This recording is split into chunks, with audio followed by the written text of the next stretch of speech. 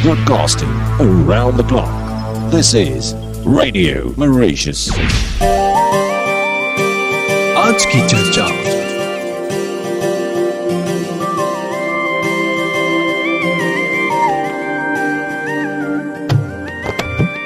नमस्कार आप सभी को। 9:05 में विकास आपके साथ रेडियो मॉरिशस पर, और एक बार फिर से हमें मौका मिलता है कि आपके साथ जुड़े इस कार्यक्रम में। यह कार्यक्रम वही आज की चर्चा, यानी कि कोशिश यही कि यहाँ से जानकारी जो मिलती है वो पहुंचे आप तक, और उस जानकारी का आप भरपूर इस्तेमाल करें अपने लिए, अपनों के लिए। और आज मैं अकेला नहीं, स्टूडियो में हमारे साथ हैं डॉक्टर पद्माकर कुमार, जो कि हैं मेडिकल न्यूट्रिशनिस्ट। आपका स्वागत है। नमस्कार। नमस्कार, मैं doctor Padmakar Kumar. Nature cure is an upcoming thing all over the world. मैं नेचर के द्वारा सभी डिजीज को क्योर करता हूं, लोगों की मदद करता हूं कि वो कैंसर, हार्ट डिजीज, थायराइड, मोटापा, अर्थराइटिस, ऐसे बीमारी से बिना दवाइयों के बाहर निकल पाए। अक्सर हमने सुना है कि जो कुदरत है, प्रकृति है, वो हमें बहुत कुछ देती है, चाहे वो फल के रूप में हो, औषधि के रूप में हो। उसका इस्तेमाल कैसे करना है ये लोगों को नहीं पता होता। तो आज जैसे आप यहाँ पर हैं, आप इस बारे में पढ़ाई कर चुके हैं, और जैसे मैंने सुना कि आपने PhD की है अपनी हार्वर्ड से। जी हाँ जी।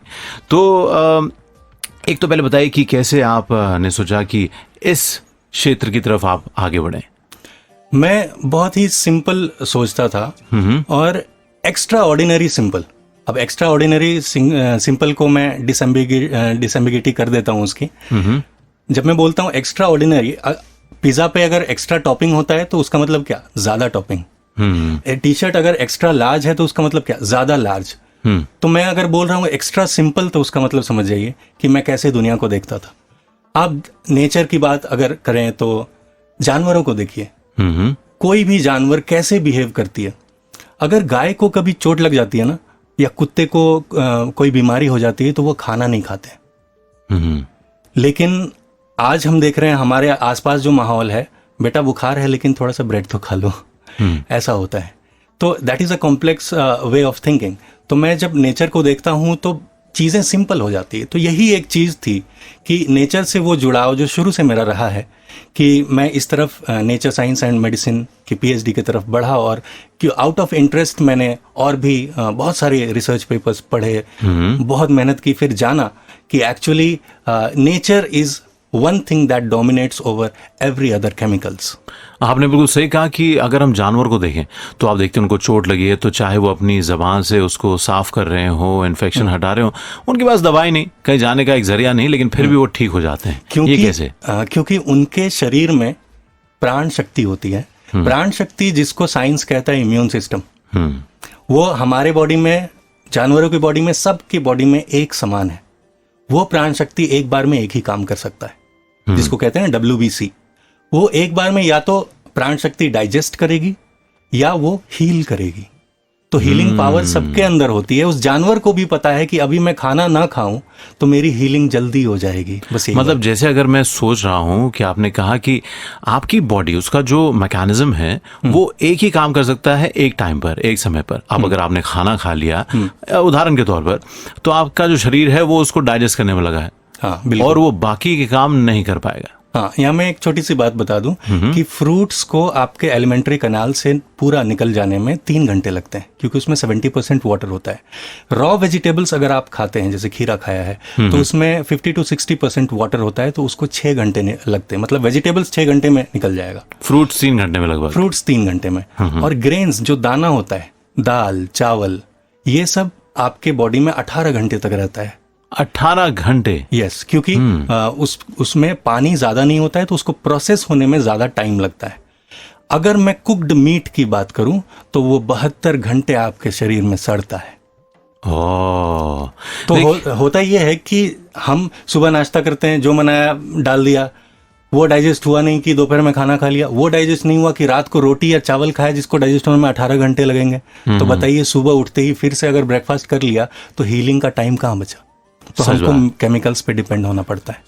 अच्छा, मतलब आप सोचिए कि काफी लोग जो कहते हैं कि देखो हमारा शरीर है लेकिन अंदर क्या हो रहा है भाई हमें ज्यादा आइडिया नहीं, लेकिन ये जानना कि आपका शरीर काम कैसे करता है तो कुछ हद तक तो आप जान पा रहे हैं कि आपका शरीर क्या करता है। तो आपने जैसे बताया कि डाइजेशन में जो अगर फ्रूट्स हैं जितनी मात्रा उसमें पानी की है तो 3 घंटे, अगर उसके बाद आप टमाटर में जा रहे हैं, रॉ वेजिटेबल जो खाए जा सकते हैं सलाद के तौर पर, वो 6 घंटे में लगभग। तो अब जब चलिए समझते हैं इस बात को पहले तो कि आपका शरीर जब देखता है कि आपने कुछ खा लिया, डाइजेस्ट कर रहा है, जब डाइजेस्ट नहीं कर रहा तो शरीर में वो क्या कर रहा है, जो मैकेनिज्म है वो क्या करने में लग जाती है। इसके लिए एक बात को समझना होगा कि फूड जब अंदर जाता है तो एक्चुअली होता क्या है। जब फूड हमारे पेट में जाता है तो वो छोटे टुकड़ों में बंटता है, जिस प्रोसेस को डाइजेशन कहते हैं। डाइजेस्ट होने के बाद ये फूड हमारे स्मॉल इंटेस्टाइन में जाता है और वहाँ पे millions of finger like projections होते हैं जिसको विलाई कहते हैं। वो इस फूड के स्लरी से न्यूट्रिएंट्स को एब्जॉर्ब करते हैं और पहले ये लिवर में जाता है। Liver is known as the second brain of the human body. बहुत सारे डिसीजन लिवर बिना ब्रेन से पूछ के लेता है। तो ये फूड न्यूट्रिएंट्स जब लिवर के पास जाते हैं, देन लिवर डिसाइड्स, वो डिसाइड करता है कि इसको ब्लड में भेजना है या सेल्स में भेजना है या इंटेस्टाइन में ही बोलेंगे वेट करो, या फिर इसको एक्सक्रीट कर देना है। This is the mechanism. अब मैंने बोला कि वो 3 घंटे, 6 घंटे और 18 घंटे जब ऐसा होता है, तो अगर कोई इंसान ऐसे खाए कि ब्रेकफास्ट में सिर्फ फ्रूट्स खाए, लंच में सिर्फ सैलड्स खाए, तो फ्रूट्स 3 घंटे में जब तक डाइजेस्ट हुआ, उसने सैलड खाया, वो अब 6 घंटे में डाइजेस्ट होगा। हाँ जी। और इवनिंग में भी कुछ सैलेड जैसा खाए, या फिर ऐसा कर लें कि दोपहर में चलो रोटी सब्जी खा ली, उसको डाइजेस्ट होने में 18 घंटे लगेंगे। और शाम को आपने 7 बजे तक खाया सैलेड, यानी 7 बजे से रात में 1 बजे तक वो डाइजेशन चलेगा। 1 बजे रात में जब आपका पेट खाली होगा, आप सो रहे हैं, तो डाइजेशन ओवर। अब आपकी हीलिंग शुरू होगी और रात को 1 बजे से सुबह 7-8 बजे तक, जब तक कि आप ब्रेकफास्ट नहीं ले लेते हैं, तब तक हीलिंग होती रहेगी। अगर रोज किसी को 8-9 घंटे की ऐसी हीलिंग मिलते रहे तो उसको एक तो कोई लाइफस्टाइल डिजीज नहीं होगा, कभी उसको डायबिटीज, हाई कोलेस्ट्रॉल या ब्लड प्रेशर इसकी शिकायत नहीं आएगी। और दूसरा ये कि अगर उसको कोई बीमारी भी है और ऐसे डाइट को वो फॉलो करे तो वो ठीक होने लगेगा। मतलब आपने कहा कि जो वक्त मिलता है शरीर को जब डाइजेशन नहीं कर रहा तो हीलिंग में लगता है, तो इसका सीधा असर हम कह सकते हैं इम्यून सिस्टम। बिल्कुल। अच्छा, ओके। तो ये जो इम्यून सिस्टम बढ़ाने की बात आप कर रहे हैं, तो एक इंसान जो सुबह सोच लीजिए एक रोटी खाता है, रोटी खा ली सुबह, थोड़ी सब्जी खा ली, उसके बाद एक ब्रेक लेता है और उसके बाद डिसाइड करे कि अच्छा अब इतने घंटे में मेरा खाना डाइजेस्ट हो गया, अब ये खाते हैं। लेकिन क्या खाना है ये जरूरी है या ये देखना कि भाई इतने घंटे में डाइजेस्ट हो गया? बहुत सिंपल है इसको पहचानना। वापस से नेचर की तरफ चलते हैं। नेचर ने हमको ऑलिव दिया था खाने के लिए, हमने उसका ऑलिव ऑयल बना दिया और रेसिडुअल पार्ट फेंक दिया। नेचर ने हमको कोकोनट दिया था, हमने कोकोनट ऑयल बनाया। नेचर ने हमको शुगर केन दिया है, हमने उसका शुगर बनाया है। एक्चुअली हम फूड को फ्रैगमेंट कर रहे हैं। नेचर सनातन से चला आ रहा है, फ्रॉम टाइम, मतलब बिगिनिंग ऑफ टाइम नेचर है। हाँ, medical science is all matter of 100 years back, वो जो भी चला है। तो अगर हम नेचुरल चीजों को देखें तो जो जैसा प्रकृति ने बना के पका के, भगवान की रसोई कहते हैं इसको, नेचर की रसोई में धूप की धीमी आंच पे पका हुआ वो खीरा, वो टमाटर, वो अमरूद, वो नारियल, वो अगर पूरा का पूरा, इसको कहते हैं होल फूड, अगर वो लेते हैं तो उसकी प्रोसेसिंग बॉडी में 100% होती है। बाकी हम कुछ भी मैदा जैसी चीजें या मैगी पैकेट में बंद कोई भी सामान अगर खा रहे हैं तो उसमें बॉडी को थोड़ा सा प्रोसेसिंग करने में डिफिकल्टी आती है, but our body is so miraculously manufactured कि वो भी प्रोसेस कर लेता है। कमाल है। मतलब सोचिए, शरीर को पता है कि आप केला खा रहे हैं, लेकिन जैसे आपने उस केले के चिप्स खाने शुरू किए तो थोड़ी सी मुश्किल में आती है क्या पहचानना मुश्किल। जितनी सरलता से उसको प्रोसेस करती है केले को, वही मुश्किल आती है जब उसके चिप्स बनाकर खाए जाते हैं। मतलब एक उदाहरण के तौर पर सच आपने कहा। तो इम्यून सिस्टम, एक इंसान अगर सोचे कि बीमार रहता है, थकावट है, तो ये सोचकर कि कौन सी दवाई खाई जाए, जरूरी है अपना लाइफस्टाइल में थोड़ा बदलाव लाने के लिए। जी, आपने जैसे बताया कि सुबह क्या खा रहे हैं और क्या खा रहे हैं ये जरूरी है बहुत, और उसका टाइम गैप बहुत जरूरी है। शुरू में हो सकता है थोड़ी सी मुश्किल हो, जो इंसान आदी हो कि सुबह उठकर खाना है, फिर 2 घंटे में फिर कुछ खाना है, उसको अगर इतना गैप मिले, लेकिन पता लगे कि शरीर इस दौरान अपने आप को ठीक कर रहा है और आप बेहतर महसूस कर रहे हैं, तो इससे बढ़िया और क्या बात है। बिल्कुल। हाँ जी, तो आप कहते हैं कि इम्यून सिस्टम बढ़ाने का आपका एक फॉर्मूला है। हाँ बिल्कुल, नेचुरली हम इम्यून सिस्टम को बूस्ट कर सकते हैं, उसको स्ट्रांग बना सकते हैं, और ऐसा स्ट्रांग बना सकते हैं कि एक बार अगर बाय नेचर हमने उसको स्ट्रांग बनाया है तो निकट भविष्य में कोई भी ऐसा वैसा वायरस हो, जैसे कि अभी कोरोना की बात, कोरोना बहुत फैला हुआ है। हाँ जी, हाँ जी। एक्चुअली फैला नहीं हुआ है, उसकी दहशत ज्यादा फैली हुई है, तो उससे आप बचे रहेंगे। हाँ, हमने सुना ये कि अगर आपका इम्यून सिस्टम है और ये वायरस आपके शरीर में प्रवेश करता है तो फिर वो बढ़ता जाएगा। हाँ, दवाइयों से जैसे हम सिम्टम्स को कंट्रोल कर सकते हैं, फीवर को लो कर सकते हैं, हमें जो भी डिस्कम्फर्ट हो रहा है तो हम थोड़े कंफर्टेबल हो सकते हैं, लेकिन ठीक करता है हमारा इम्यून सिस्टम ही। तो इम्यून सिस्टम को स्ट्रांग करने के लिए हमको एक प्रोसीजर फॉलो करना चाहिए, एक प्रोटोकॉल है 3 days का। हाँ, जिसको कहते हैं नेचुरल इम्यूनाइजेशन। 3 दिन का? जी, 3 दिन का। अब देखिए श्रोताओं, मैं जो बता रहे हैं डॉक्टर साहब, मैं लिख रहा हूँ, आप भी ऐसा कीजिए, लिख लीजिए, और अपने लिए तो आप इसका इस्तेमाल कर ही सकते हैं और उसके बाद किसी और को बता सकते हैं, ज़रूरी है। तो जितने भी हमारे श्रोता हैं, हमें सुन रहे हैं रेडियो मॉरिशस पर, आपको बता दूं कि प्रोग्राम है आज की चर्चा।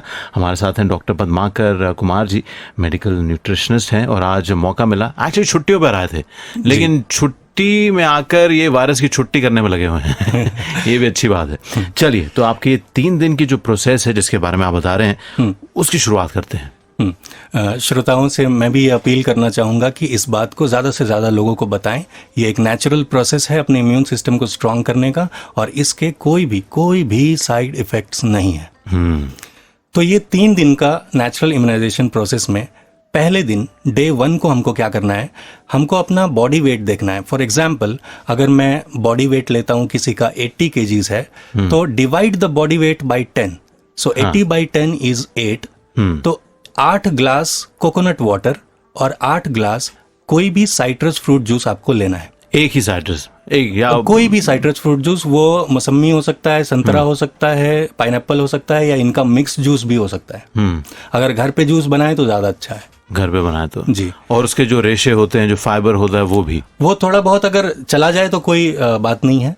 कोई जरूरी नहीं कि बहुत पतला छानने की जरूरत नहीं है। नहीं, तो 8 glass coconut water, 8 glass citrus fruit juice. Yes, हाँ जी। और इसको अल्टरनेट करके लेना है। अब 8 ये 16 हो गए, तो 16 घंटों में इसको कंज्यूम करना सबसे बेहतर होता है।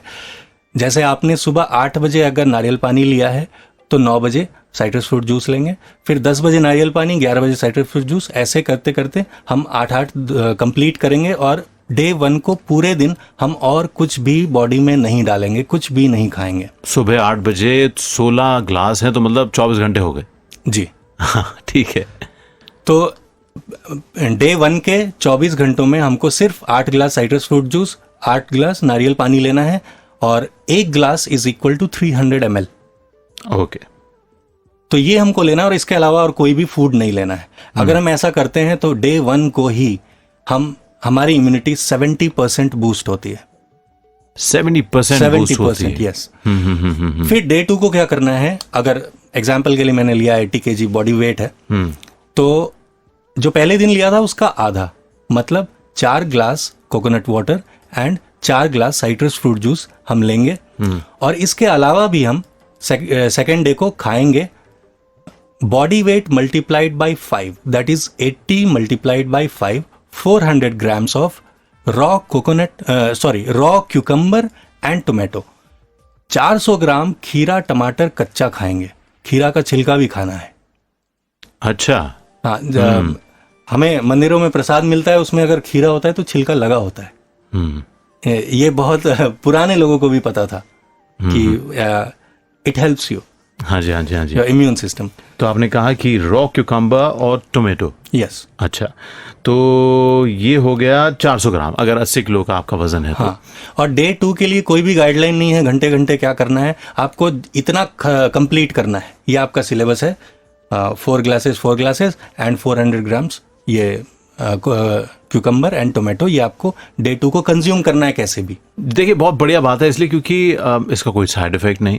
आप अगर डे 1 के बाद बेहतर महसूस कर रहे हैं और दूसरे दिन आपकी जो क्षमता है वो आपका अलाउ कर रही है कि फिर से आप ले सकें, और 4 कोकोनट जूस के ग्लास और साथ में सिट्रस जूस के, और उसके बाद आपको खाने के लिए क्यूकम्बर और टोमेटो भी मिल रहा है। और तीसरे दिन, हाँ तीसरे दिन इसका भी आधा, मतलब हो गया 2 ग्लास कोकोनट वाटर और 2 ग्लास साइट्रस फ्रूट जूस। लेकिन ये आपको कंप्लीट करना है दोपहर 12 बजे से पहले तक, दैट इज ब्रेकफास्ट है ये आपका। ओह, इसके बाद लंच के लिए एक बार में आपको वही खाना है जो कल खाया था, यानी कि 400 gram cucumber and tomato in the raw form. वो 2-3 बजे जब भी आप लंच करते हैं तो ये पूरा एक बार में बैठ के खाना है और चबा चबा के खाना है। और उसके बाद डे 3 को इवनिंग में नॉर्मल होम कुक्ड फूड, जो भी घर पे आप खाते आए हैं, कम तेल और कम नमक में बना हो तो ज़्यादा अच्छा है, नॉर्मल घर का खाना, क्योंकि फिर ब्रेन को एक सिग्नल जाता है कि सब ठीक ठाक है। हाँ, क्योंकि आपने बिल्कुल सही कहा, क्योंकि दिमाग सोचेगा ये इतनी उथल पुथल हो रही है कि क्या खाया गया, क्या हो रहा है, तो सिग्नल्स दौड़ते हैं। तो तीसरे दिन हो सकता है कि आपको जब नमक खाते हैं, ये 3 दिन में नमक नहीं खाया ना, तो जब तीसरे दिन नमक खाएंगे तो हो सकता है थोड़ा आपको लगे कि बॉडी सोना चाह रही है, तो आप सो जाइए। फिर अगले दिन जब आप उठेंगे तो with guarantee I can say कि आपका एनर्जी लेवल बहुत ही कमाल का होगा और आपकी इम्यूनिटी बूस्ट हो चुकी होगी। एंड उस दिन के ऑनवर्ड्स, मतलब 4th day onwards, you will notice that you are sleeping better. और अगर डे 1 को जो लिक्विड डाइट है उसमें अगर पेट खराब हो जाता है किसी का, तो उसको पॉजिटिव साइन माने, क्योंकि बॉडी गंदगी निकाल रही है आपके इंटेस्टाइन से, और पेट खराब होने की वजह से आप नोटिस करेंगे कि आपको बिल्कुल भी एनर्जी लॉस नहीं हो रहा है। आपको किसी इलेक्ट्रल पाउडर की जरूरत नहीं है, कुछ भी नमक चीनी पानी नहीं लेना है। पेट खराब हो रहा है तो होने देना, it is a natural process of immunization के दौरान, जब आपकी बॉडी आपका क्लीनिंग कर रही है। तो आपने बताया कि ये 3 दिन जो आप फॉलो करते हैं, तो आपने कहा कि एंड में नॉर्मल होम कुक्ड फूड खाएं, वेजिटेरियन खाना खाएं। हाँ, वेजिटेरियन खाना खाएं, राइट। तो एक इंसान जिसको वायरस का असर महसूस हो रहा है वो भी इसको कर सकता है, जो हेल्दी है वो भी कर सकता है। अगर जिसको इन्फेक्ट नहीं हुआ है वो करता है तो वो बचा रहेगा, और जिसको इन्फेक्ट हो गया है वो करता है तो वो ठीक हो जाएगा। 3 दिन के बाद आप कह रहे हैं? जी। उस इंसान को लगेगा कि उसको जो सिम्टम्स थे पहले, जैसे अगर बुखार हुआ है ना, 102 हो रहा है फीवर, और अगर ये शुरू कर दिया 3 डेज प्रोटोकॉल, तो वो 102 पे ही बुखार रहेगा और 1-1.5 घंटे के बाद उतर जाएगा। ज़्यादा से ज़्यादा आप पट्टी कर सकते हैं। तो पट्टी के लिए आप आइस कोल्ड पट्टी करते हैं, हमारा ट्रेडिशनल है बहुत पुराना, कि एक पट्टी सर पे लगाएंगे, फोरहेड पे, और 2 पट्टियां लगाएंगे दोनों काफ पे, पिंडलियों पे। हाँ जी, हाँ जी, हाँ जी। और हर एक पट्टी को हर 3 मिनट पे बदलेंगे, तो फीवर कभी भी बढ़ेगा नहीं। बॉडी को थोड़ा सा हमको मौका देना चाहिए, क्योंकि टेम्परेचर इसलिए बढ़ा है, उस वायरस को फाइट करने के लिए टेम्परेचर बढ़ा गया है। हाँ कि गर्म शरीर होगा तो वायरस मर के पसीना से निकलेगा, तो हमको बुखार को रहने देना है। आप इमेजिन कीजिए, सुल्तान मूवी देखी आपने? हाँ जी, हाँ जी, हाँ जी। इमेजिन कीजिए, सुल्तान मूवी में आखिरी दौर चल रहा है और सुल्तान का आखिरी दाव है, अब वो जीतने वाला है। इतने में आके सुल्तान को कोई जंजीरों से बांध देता है, तो क्या होगा? यही होता है जब हमारी बॉडी में बुखार चढ़ रहा होता है, 101, 102 में हम घबरा जाते हैं और NSAID ले लेते हैं। मतलब उस फीवर को हम कम कर देते हैं। पट्टी करें, बुखार नहीं बढ़ेगा, और बुखार 1-1.5 घंटे तक रहेगा, वायरस तो निकलेगा बहुत सारा, अगर किसी को बुखार हो रहा है तो। अगर किसी को बहुत ही सरल तरीके से समझाया जाए, आपका शरीर गर्म हो रहा है, यानी कि बुखार आ रहा है, जिसको मेडिकल टर्म में कहते हैं फीवर हो रहा है, लेकिन ये बॉडी का मैकेनिज्म क्या है, ये गर्म क्यों हो रही है? ये क्लेंजिंग मैकेनिज्म है एक्चुअली। बॉडी क्लेंज 4 तरीके से करती है। एक, कफ से, जब आपके सांस से कुछ गया अंदर, माइक्रो ऑर्गेनिजम्स, उसको बॉडी निकालना चाह रही है तो कफ से निकालेगी। लंग्स में जब इन्फेक्शन हुआ, अगर आपके पेट में, इंटेस्टाइन में इन्फेक्शन है, तो आपका पेट खराब हो जाता है, तो इंटेस्टाइन का एब्जॉर्प्शन बंद हो जाता है और सारा गंदगी निकलने लगती है पेट खराब होके। और जब वायरस आता है या कोई ऐसा बैक्टीरिया आता है जब वो आपके पेट में जाके, इंटेस्टाइन में जाके उसको फिर ट्रिक करके आपके ब्लड में चला जाता है, और तब सेल्स में चला जाता है। एक्चुअली ब्लड भी तो आरबीसी डब्ल्यूबीसी सेल्स ही हैं। तो जब वायरस सेल्स में चले जाते हैं तो बॉडी अपने आप को गर्म करती है। ब्रेन बोलता है इम्यून सिस्टम को कि इसका टेम्परेचर बढ़ा दो और वायरस को मार के एक्सक्रीट करो। और एक है जो यूरिन से निकलता है, वेस्ट या स्वेट से निकलता है, और स्टूल। तो ये तरीके हैं बॉडी को सेल्फ क्लीन करने के लिए, और ये सबको होता है। गाय को भी, गधे को भी होता है, हाथी को भी होता है बुखार। और उनको पता है कि बुखार हुआ है तो नहीं खाएंगे तो ठीक हो जाएंगे। हमें नहीं पता है, हमको लगता है कि कुछ तो खाना पड़ेगा दवाई लेने से पहले। समझ रहा हूँ। और ऐसे हमारे बहुत सारे श्रोता हैं जो सुनकर यही सोच रहे हैं कि अच्छा, शरीर अपना है लेकिन इसके बारे में कुछ पता ही नहीं था। चलिए, बहुत बढ़िया। और हम आज बात कर रहे हैं डॉक्टर पद्माकर कुमार जी से, जो कि मेडिकल न्यूट्रिशनिस्ट हैं, और बहुत ही सरल तरीके से वो समझा रहे हैं। इवन बॉलीवुड का थोड़ा सा रेफरेंस लेके, क्योंकि आजकल हर कोई बॉलीवुड तो देखता ही है, थोड़ा अंदाजा होता ही है। चलिए, हमारी बातचीत जारी रहेगी। एक छोटा सा ब्रेक ले रहे हैं, म्यूजिकल ब्रेक, वापस लौट कर आएंगे। Round the clock. This is Radio Mauritius. आज की चर्चा। तो एक बार फिर से हम प्रोग्राम में, कार्यक्रम है आज की चर्चा, और मैं विकास आपके साथ। मौका मिलता है कि आपसे हम थोड़ी सी बात करें, मुलाकात करें, और साथ में लेकर आए अपने एक मेहमान को। तो आज हमारे साथ हैं डॉक्टर पद्माकर जी, यहाँ एक मेडिकल न्यूट्रिशनिस्ट है। हमारी बातचीत चल रही है, और बहुत ज़रूरी है अपने शरीर को समझना, और उस पर एक्स्ट्रा लोड डालेंगे तो फिर भी कोशिश करती है हमारी बॉडी की आपका साथ दे। लेकिन अगर सही तरह से हम समझें उसके फंक्शंस को, और ये समझें कि कैसे वो खुद को ठीक कर सकती है, तो फिर इससे बढ़िया और क्या बात है।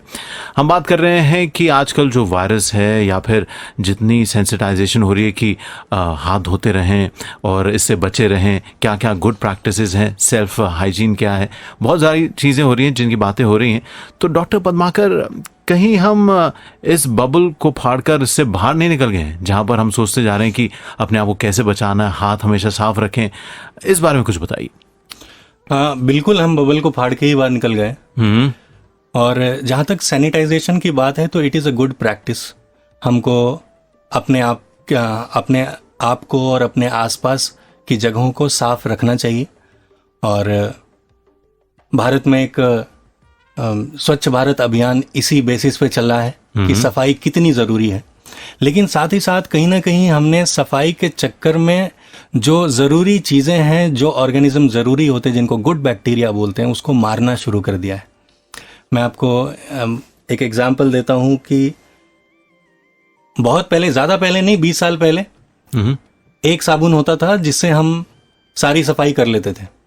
और आज देखिए, हैंड सैनिटाइज़र अलग, शैम्पू अलग, उसमें भी कंडीशनर अलग, बॉडी सोप अलग, बॉडी वॉश अलग, अलग अलग तरह के ये केमिकल्स आ रहे हैं जिससे हम बैक्टीरिया को मार ही देना चाहते हैं। फॉर एग्जाम्पल, अगर हमारे शरीर में 10 मान लीजिए 10 करोड़ सेल्स हैं टोटल, तो उसके अगेंस्ट हमारे बॉडी में 30 करोड़ बैक्टीरिया है। इतना ज़्यादा, और वो ज़रूरी है बॉडी के लिए। अब क्या होता है कि सैनिटाइजेशन के चक्कर में अगर हम अपने हाथों पे उतना स्ट्रॉन्ग हैंड सैनिटाइजर लगाते हैं तो सारे गुड बैक्टीरिया भी मर जाते हैं। कुदरत ने जब इंसान को बनाया तो उसके सेल्स में और उसकी बॉडी में वो क्षमता दी कि वो हर रोग से लड़ सके, और उसको सेल्फ सफिशिएंट बनाया है। Each and every cell of a human body is designed for health, लेकिन उसके लिए कुछ प्रीकर्सर है, कुछ उसके अराउंड चीजें हैं, जैसे कि गुड बैक्टीरिया जो होने चाहिए। गुड बैक्टीरिया, हाँ।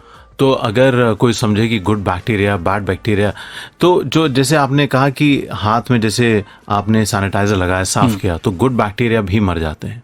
बिल्कुल। अच्छा, सैनिटाइजर बहुत ही स्ट्रॉन्ग केमिकल होता है as compare to soap. Right, as compare to soap. तो अभी जैसे बताया जा रहा है कि ये जो वायरस का डर है, हाथ धोते रहें और किसी से हाथ नहीं मिलाएं, या नमस्ते कीजिए, और बहुत सारी बायोमेट्रिक मशीन्स हैं, आप उसमें हाथ डालते हैं या लिफ्ट का बटन दबाते हैं, जो हर कोई यूज़ कर रहा है। इवन आप ATM मशीन पे जाते हैं, वहाँ बटन दबा रहे हैं, तो वो भी किसने प्रयोग किया है। बस में ट्रैवल कर रहे हैं, तो ऐसी बहुत सारी चीज़ें, तो इंसान कभी कभी जो नहीं सोचता वो सोचना शुरू करता है कि हाथ धोते रहें या बच के रहें।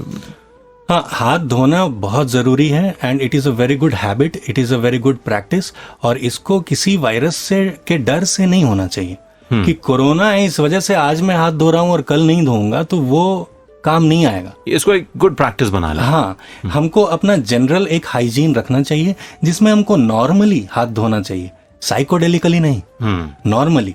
अब अगर इतनी दहशत फैल रही है तो सबसे पहले मैं ये बताना चाहूंगा कि डरने की कोई भी जरूरत नहीं है, क्योंकि जितना साइंस को पता है उतना हमें भी पता है वायरस के बारे में। और ये कोरोना वायरस अगर मुझसे कोई पूछता है कि कितना स्ट्रांग है, तो मैं यही कहता हूं कि उतना ही स्ट्रांग है जितना कोई और वायरस स्ट्रांग है। हर वायरस का एक साइकिल होता है, वो पोलियो हो, निपा, जिका, कोई भी चिकनगुनिया, कोई भी वायरस हो, उसका एक लगभग 100 साल का एक साइकिल होता है जो नेचर में आता है और वो अपने आप ही चला जाता है।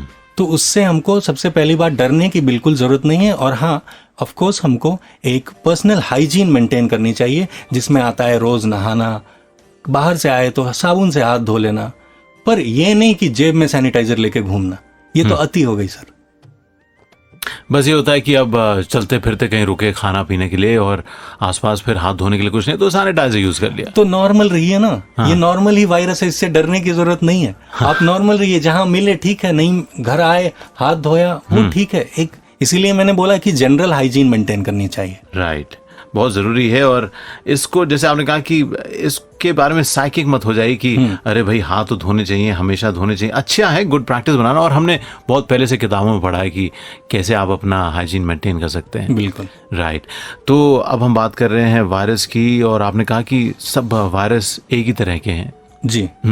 जरूरी है आपकी ऐसा इसलिए मैंने बोला कि सभी वायरस एक तरीके के हैं, क्योंकि अगर हम कॉन्सेंसस को देखें, जिसको कहते हैं सहमति, तो किसी भी वायरल इन्फेक्शन में आपको फीवर होता है, बॉडी एक होता है, प्लेटलेट काउंट लो हो जाता है, और ये सिम्टम्स सभी वायरल डिजीज के हैं।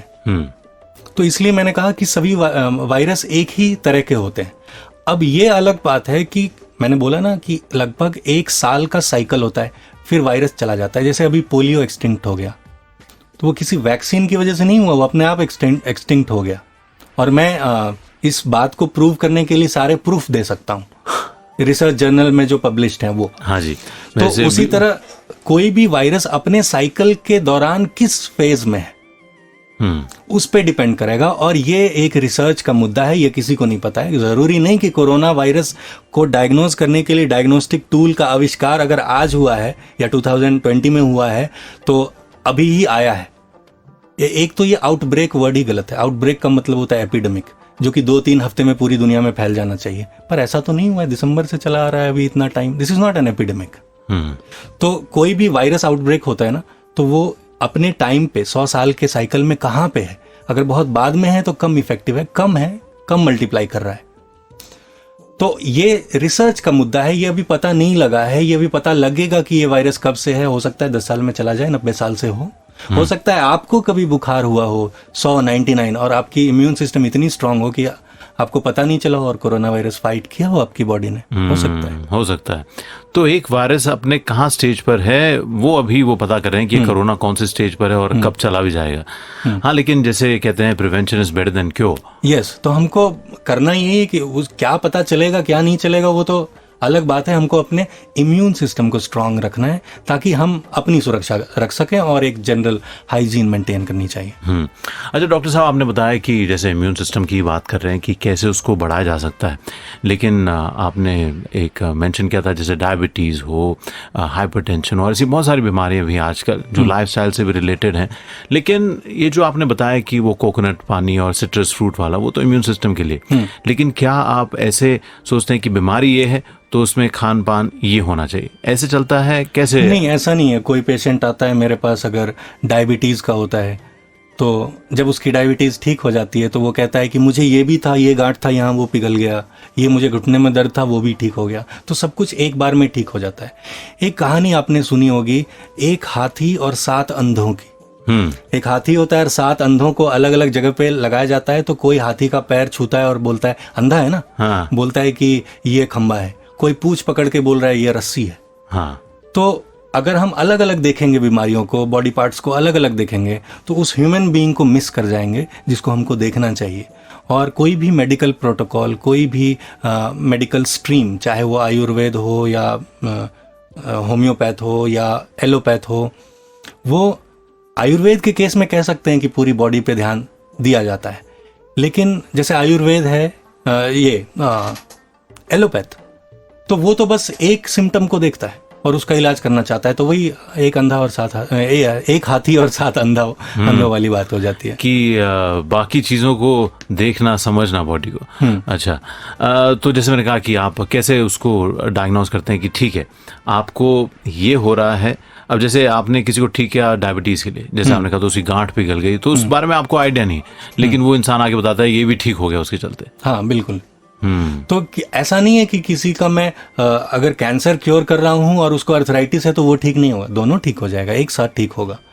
क्योंकि नेचर से जब हम क्योर करते हैं, जब हम नेचुरल रेमेडीज करते हैं, तो हम एक्चुअली क्योर कर रहे होते हैं, ट्रीट नहीं कर रहे होते हैं।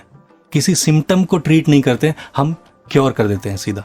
तो वो सब कुछ एक बार में ठीक हो जाता है। तो जैसे मॉरिशस की बात करें तो यहाँ पर काफ़ी डायबिटीज हाँ, यहाँ पर मैंने ये पाया है, यहाँ पर कैंसर, मोटापा, डायबिटीज ये बहुत ज़्यादा है। राइट। तो आप इसको लाइफस्टाइल से जोड़ेंगे? बिल्कुल, लाइफस्टाइल से ही है। अगर कोई एक छोटा सा चेंज ले आए अपने लाइफस्टाइल में, चाहे उसको डायबिटीज हो या उस मोटापा कम करना चाह रहा हो, एक छोटा सा चेंज कि इवनिंग में 7 o'clock तक वो डिनर कर ले और डिनर में कुछ ऐसा खाए जो 6 घंटे में डाइजेस्ट हो। तो ये तो आपने बताया कि सलाद है जो 6 घंटे में डाइजेस्ट हो जाता है। और सैलेड्स बहुत अच्छे अच्छे बनते हैं। अब तो इंटरनेट है, यूट्यूब पे जाइए, रेसिपीज देखिए, कौन से ऐसे सैलेड्स हैं जिसमें प्रोसेस्ड फूड नहीं है, सब रॉ मटेरियल है। बहुत टेस्टी सैलेड्स बनते हैं। मेरे पास भी बहुत सारी रेसिपीज है जो मैंने खुद लिखी हैं सैलेड्स की, जो मैं लोगों को देता हूँ, बताता हूँ। अच्छा, तो आप कहेंगे कि 7 बजे के बाद खाना नहीं चाहिए क्योंकि बॉडी को उतना टाइम नहीं मिलता, आप सो जाते हैं, वो डाइजेस्ट होता नहीं, और फिर नाश्ता कर लेते हैं। हाँ, फिर उसके बाद नाश्ता कर लेते हैं। तो रात में आपने हैवी डिनर किया, अगले दिन फिर से खाना शुरू किया, तो बॉडी पर एक्स्ट्रा लोड पड़ ही गया। बिल्कुल। राइट। तो बहुत ज़रूरी है समझना कि आप जो खाते हैं आपकी बॉडी कैसे उसको डाइजेस्ट करने में लगती है, कितना वक्त उसको मिलता है अपनी सेल्फ रिपेयरिंग प्रोसेस में जुड़ने के लिए। तो डॉक्टर पद्माकर जी, आपका कोई जैसे कॉन्टैक्ट हो, अगर हम आपकी वेबसाइट पे जाना चाहते हो, उसके बारे में कुछ बताएंगे आप? हाँ, कोई भी मुझे मेरे वेबसाइट के थ्रू कॉन्टैक्ट कर सकता है। It is www.padmakar.com, PADMAKAR। Alright. वहाँ पे आप जाएंगे तो कॉन्टैक्ट पेज में आपको मैसेज लिखने का ऑप्शन होता है। आपको जो भी पूछना है मुझसे, कोई क्वेरी है, तो वो आप वहाँ से पूछ सकते हैं, विल रिस्पॉन्ड। बहुत बहुत बढ़िया। क्योंकि जैसे कहते हैं कि अगर जानकारी है तो सब तक पहुँचाने के लिए, सबकी भलाई के लिए, और आप डॉक्टर इसी मकसद से बने। तो आप भारत में कहाँ पर हैं? मैं न्यू दिल्ली में रहता हूँ। अच्छा, न्यू दिल्ली में ही रहते हैं। तो वहाँ पर आप ऐसे ही वेबसाइट के जरिए या फिर आपकी एक कुछ लोग होते हैं जो डायरेक्ट या इनडायरेक्ट कांटेक्ट से मुझ तक पहुंचते हैं, और कुछ लोग होते हैं जो दूर होते हैं। मैं इसलिए पूछ रहा हूँ क्योंकि अभी आप छुट्टियों पर हैं और आप अभी जाएंगे, तो हमारे जितने भी श्रोता हैं जो आपको सुन रहे हैं और उन्होंने वेबसाइट का नोट कर लिया, तो वो ये ज़रूर जान सकते हैं कि जो भी उनकी परेशानी है वो आप तक पहुँचा सकते हैं। और बिल्कुल। आपके पास इतनी सारी क्वेरीज आती होंगी, आपको वक्त मिल जाता है सबको फॉलो अप करने के लिए, सबसे बात करने के लिए। जी, यही मेरा काम है और इसमें मेरा मन लगता है। जब कोई ठीक हो जाता है तो मुझे अंदर से एक तसल्ली होती है, अच्छा लगता है। अब पता है, अगर मैं ऐसे कॉमनली बोलूँ ना कि डायबिटीज ठीक हो सकता है, तो मुझे जेल हो सकती है। पता है क्यों? क्योंकि प्रोटोकॉल ही यही है कि आपको ये नहीं बोलना है कि डायबिटीज ठीक हो सकती है। लेकिन मैं लोग खड़े कर दूंगा जो खुद टेस्टिमनी है कि मेरी डायबिटीज ठीक हो गई है। मैं इंसुलिन लेता था 40 यूनिट, 12 साल से मैं ठीक हो गया हूं, अब नहीं लेता। तो आप जैसे कह रहे हैं कि ऐसे आपके पेशेंट्स रहे हैं जो कि होता ना, जैसे एक स्टेज होता है कि अब बहुत प्री स्टेज है जहाँ पर डायबिटीज होने के सिम्टम्स हैं, उस कगार पे पहुंच गए हैं आप, और एक जब जिसको हो गया है डायबिटीज, अब वो इंसुलिन पे आ गया जैसे आपने कहा, तो उसको आप लास्ट कहते हैं ना जैसे स्टेज, वहां से भी उसको रिवर्स कर दिया आपने प्रोसेस। मैं ऐसे केस के लिए, उन केसेस के लिए जो लोग प्री डायबिटिक हैं, उनकी अगर बात करूं तो मैं कहूंगा कि आप गोलियां शुरू करने से पहले आप एक बार ट्राई कर लीजिए, 50 ग्राम धनिया पत्ता कच्चा रोज खाइए, आपको गोलियां कभी नहीं लेनी पड़ेगी। 50 ग्राम हाँ। धनिया पत्ता बस। और ये सुबह सुबह खा लीजिए। हाँ, आपका जो लाइफस्टाइल है वही रखिए। 50 ग्राम धनिया पत्ता अगर खाली पेट में खाते हो तो सबसे अच्छा है। Chlorophyll is equal to insulin, वैसा काम करेगा वो। ऑलराइट, चलिए बहुत बढ़िया। मैं बहुत सारी चीज़ें नोट करना चाहता हूँ, लेकिन नोट करने की बात यह है कि कुदरत में इतनी शक्ति है कि वो सब प्रदान करता है। आप कैसे उसका इस्तेमाल कर सकते हैं, क्योंकि मुझे या और किसी को जो हमें सुन रहे हैं उनको इतना आइडिया नहीं होगा कि धनिया पत्ते में वो होता है जो कि हम एक केमिकली अप्रूव्ड चीज़ को ले रहे हैं, तो वही उसके मुकाबले उतना ही होगा। तो आपका ये दावा है कि डायबिटीज़ ठीक हो सकती है? ठीक हो रही है, मेरे आसपास मैं देख रहा हूँ ठीक हो रही है। ठीक हो रही है। तो आपने देख लिया कि यहाँ पर हमारे जो मेहमान हैं वो एक डॉक्टर हैं जो कि नेचर से जो चीज़ें मिलती हैं उसका इस्तेमाल करने में विश्वास रखते हैं। आप भी इनसे जुड़ सकते हैं अगर आप की कोई भी क्वेरी हो, कुछ जानना चाहते हैं, तो जैसे उन्होंने बताया कि www.padmakar.com। चलिए इस सिलसिले को जारी रखेंगे। कोशिश हमारी आज की चर्चा। कार्यक्रम में एक बार फिर से वापस आज की चर्चा। मैं विकास और साथ में हैं डॉक्टर पद्माकर जी जो कि मेडिकल न्यूट्रिशनिस्ट हैं, और बहुत सारे श्रोता हमारे साथ दे रहे हैं। जहां पर डायबिटीज़ की बात हुई तो मॉरिशस में कैंसर के भी कुछ केसेस हैं और ज़रूर उसके बारे में भी जानना चाहेंगे डॉक्टर जी।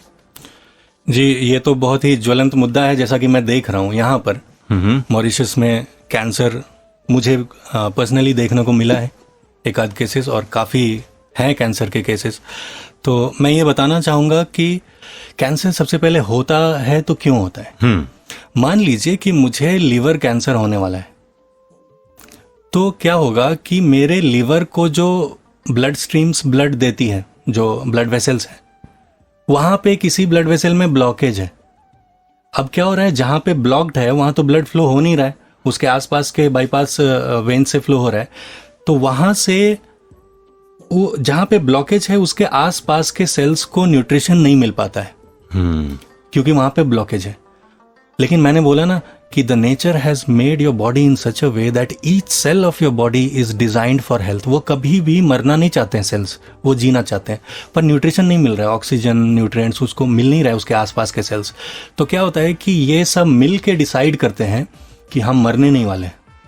तो मेरे लिवर के कुछ सेल्स जो हैं वो मिल के डिसाइड करेंगे कि हम मरने नहीं वाले हैं, और वो एक चोर रास्ता निकालते हैं, बाईपास। इसको कहते हैं एंजियोजेनेटिक पाथवेज, कि कोई दूसरे नर्व से हमारे प्रकृति ने हमारे बॉडी में बहुत सारे ऐसे डॉर्मेंट्स ये दिए हैं ब्लड वेसल्स, जो कि गाड़ी की स्टेपनी की तरह है, वो यूज में नहीं होते, इस्तेमाल नहीं होते। हाँ, अगर हम नेचुरल फूड खाते हैं ना तो ये एंजियोजेनेटिक्स पाथवेज खुल जाते हैं, तब हमको बाईपास सर्जरी की कराने की जरूरत नहीं होती है, वो अपने आप बाईपास, नेचुरल बाईपास होता है। तो मैं ये कह रहा था कि उस लिवर के कुछ सेल्स ने ये फैसला किया कि हम मरने नहीं वाले हैं, पर हमें खाना नहीं मिल रहा है। सपोज कीजिए कि आपको कोई एग्जाम देना है और आपने उसका फॉर्म भरना है और आपके पास पैसे नहीं है, आप जाते हैं बैंक में डाका डालने, अब सामने करोड़ों रुपए, आपको 10,000 चाहिए, आप क्या कीजिएगा? 10,000 लेके भागिएगा या कुछ जो हाथ में आएगा वो लेके भागिएगा? दूसरा वाला ना। नहीं, मैं तो पहले चोरी करूंगा नहीं, एक हाइपोथेटिकल। हाँ, तो जो हाथ में आएगा वो लेके भाग जाएंगे। ठीक इसी तरह लिवर के वो सेल्स जो एंजियोजेनेटिक पाथवेज खोलते हैं, उनको खाना अब जरूरत से ज्यादा मिलने लगता है तो वो मल्टीप्लाई करने लगते हैं, इसको कहते हैं ट्यूमर। अब लिवर में ट्यूमर बन गया, अब वो ग्रो करने लगे। अब ट्यूमर कुछ हद तक ग्रो कर सकता है, अब किसी हद तक वो ग्रो कर चुका है, अब वहां पे जगह तो है नहीं। तब क्या होगा, कुछ सेल्स ये डिसीजन लेते हैं कि हम ब्लड स्ट्रीम्स में जाके बॉडी के किसी और ऑर्गन में जगह ले लेते हैं। तो जब तक वो ट्यूमर मल्टीप्लाई हो रहा है और वहां एकोमोडेटेड है, तब तक हम कहते हैं कि स्टेज 1 और स्टेज 2 का कैंसर है, अगर कैंसर हुआ तो। और जब वो ब्लड वेसल्स में ट्रैवल करके दूसरे ऑर्गन तक पहुंच जाता है तो उसको सेकेंड और थर्ड स्टेज का कैंसर कहते हैं। तो क्या होगा कि वहां से कुछ सेल्स ट्रैवल करके और वो चले जाएंगे किसी और ऑर्गन में। मान लीजिए मेरे लंग्स में आया, हाँ जी, वो लीवर का सेल्स। अब लंग्स ने बोला ब्रेन को कि कुछ सेल्स आए हैं, रख लूं इसको अपने पास। तो ब्रेन पूछेगा लीवर से, तो लीवर से मैसेज आएगा और ब्रेन बताएगा लंग्स को कि उसको मत रखना, वो कैंसर का सेल्स है। वहाँ भी इतना सब हो रहा है शरीर में। हाँ बिल्कुल, हमारा जो सिग्नलिंग सिस्टम है बॉडी का, जो कम्युनिकेशन सिस्टम है, that is very very strong. हमने उसको कमजोर कर दिया बात बात पे दवाइयां खा के, केमिकल्स खा के।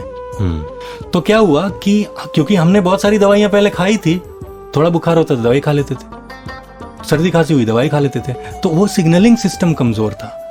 एक्चुअली वो फेफड़े में जब गया लीवर का सेल्स कैंसरस, तो लीवर कम्युनिकेट नहीं कर पाया। अब क्या हुआ कि ब्रेन से तो कम्युनिकेशन हुई नहीं, तो उसने रख लिया। अब ये कैंसर फेफड़ों में फैल गया। सुनते हैं ना, फेफड़ों से उसमें फैल गया, उसमें फैल गया। तो ऐसे ही होता है, उस इंसान का जिसका सिग्नलिंग सिस्टम खराब था, उसी को ऐसा होता है। 20% ऐसे लोग होते हैं। राइट। तो ऐसे होता है कैंसर। अब मैं 3 रिसर्च का रेफरेंस देना चाहूंगा, इन तीनों साइंस को नोबेल प्राइज मिल चुका है। 1931 में लुइस इग्नारो ने ये बता दिया था, प्रूव कर दिया था कि ऑक्सीजन की भरपूर प्रेजेंस में हमारे बॉडी में कैंसर सेल्स बढ़ ही नहीं सकते अगर ऑक्सीजन पूरा है। और 2008 का एक रिसर्च है, इसको भी नोबेल प्राइज मिला था।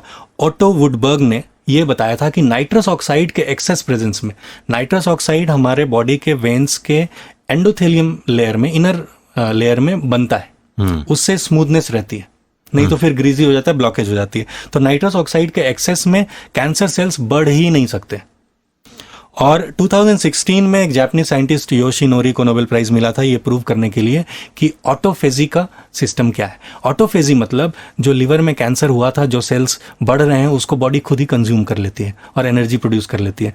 तो 80% केसेस में तो ऐसा ही होता है। कैंसर सेल्स हर इंसान के बॉडी में है। मेरी भी अगर बायोप्सी कराएंगे तो कहीं ना कहीं कैंसर सेल्स मिलेंगे, नहीं तो ग्रोथ कैसे होगी। सबके बॉडी में होता है, लेकिन ऑटोफेजी स्विच ऑफ होती है। तो उसको स्विच ऑन करने का तरीका ये है कि हम नाइट्रस ऑक्साइड का प्रोडक्शन बढ़ाएं। तो जिनको भी कैंसर है वो इस बात को नोट कर ले कि चाहे वो 1st, 2nd हो या 3rd, 4th स्टेज का कैंसर हो, आप कुछ चीज़ें हैं जो अपने लाइफस्टाइल में चेंज कर सकते हैं, जैसे कि ग्रीन लीफी वेजिटेबल्स खाना, और कम से कम 1 घंटा सनलाइट मिलना चाहिए आपको बॉडी को, और उस 1 घंटे में आप डीप ब्रीदिंग की प्रैक्टिस कीजिए, जिससे ऑक्सीजन भरपूर मात्रा में जाए। और नाइट्रस ऑक्साइड प्रोड्यूस होता है कच्चे टमाटर से, कच्चे गाजर से, या फिर किसी भी कच्चे हरे सब्जी से।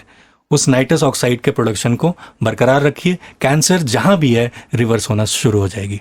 बहुत सारी बातें हमारी हुई और बहुत सारी बातें करनी भी चाहते हैं। तो जैसे आपने जाना कि www.padmakar.com पर आप जा सकते हैं अगर आपकी कोई भी क्वेरी है।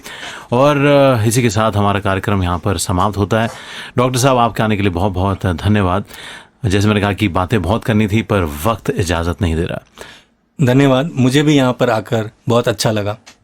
राइट। तो आपसे फिर से मुलाकात होगी, कार्यक्रम जारी रहेगा। सुनते रहिए, साथ देते रहिए। ये है रेडियो मॉरिशस, और आज इस कार्यक्रम के जरिए किसी को भी किसी भी हद तक फ़ायदा हुआ हो तो इसको यहाँ पर रोके मत। फ़ायदा होना चाहिए, आपका शरीर है, इसका ध्यान रखिए। Broadcasting around the clock. This is Radio Mauritius.